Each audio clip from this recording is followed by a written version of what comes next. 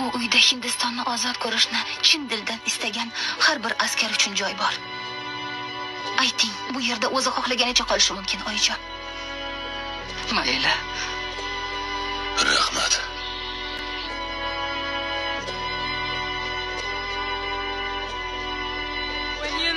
Kimsan o'zi?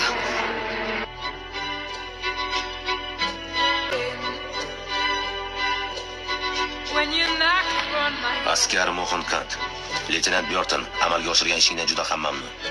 Agar o'z vaqtida bizga xabar bermaganingda, albatta davlatpur inqilobchilari o'z maqsadlariga allaqachon erishgan bo'lardi. Lekin o'zingiz nima qilasiz, opa?